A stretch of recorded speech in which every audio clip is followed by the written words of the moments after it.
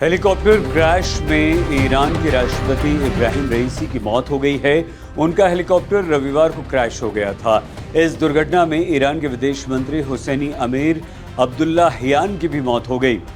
ईरानी राष्ट्रपति रईसी रविवार को अजरबैजान प्रांत में एक डैम का उद्घाटन करने पहुंचे थे और यहां से वो तब्रेज शहर की तरफ जा रहे थे। इसी दौरान वर्जेकान शहर की पहाड़ियों में हेलीकॉप्टर क्रैश हो गया।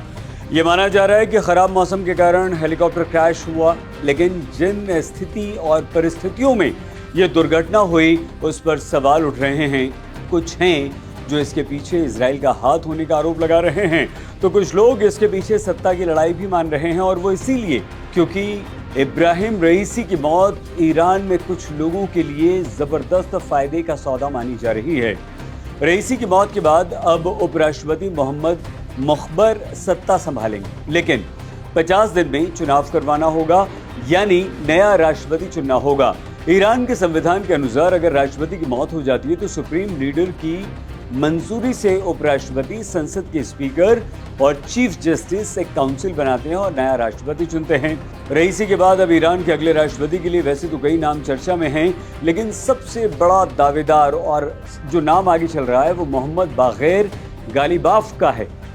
गालिबाफ संसद के स्पीकर हैं। पिछले हफ्ते ये खबर आई थी कि गालिबाफ की नजरें अब राष्ट्रपति पद पर टिकी हुई हैं। गालिबाफ 2017 और 2021 में इब्राहिम रईसी के कारण राष्ट्रपति की रेस से बाहर हो गए थे। 2017 में रईसी को हसन रूहानी ने हरा दिया था, जबकि 2021 में रईसी को supreme leader Ayatollah Ali Khamenei का समर्थन मिला था और वो जीत गए थे, और इसी कारण गालिबाफ रेस से बाहर हो गए थे। लेकिन 2025 में वो रईसी के विरुद्ध चुनाव लड़ने का मूड बना रहे थे। ईरान का राजनीतिक ढांचा बड़ा दिलचस्प है। यहाँ सुप्रीम लीडर ही सब कुछ होता है। अभी अयातुल्ला अली खामनेई ईरान के सुप्रीम लीडर हैं और दूसरे नंबर पर राष्ट्रपति यहाँ होता है, जिसकी शक्तियाँ बहुत सीमित होती हैं।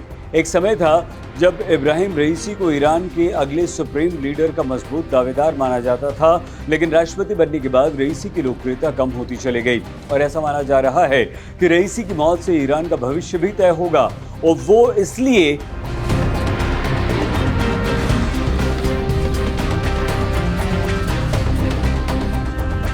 रईसी का उत्तराधिकारी ही चुना नहीं जाएगा, बल्कि अयातुल्ला अली खामनेई के बाद कौन, इसकी ज़मीन और रणनीति भी तय होगी।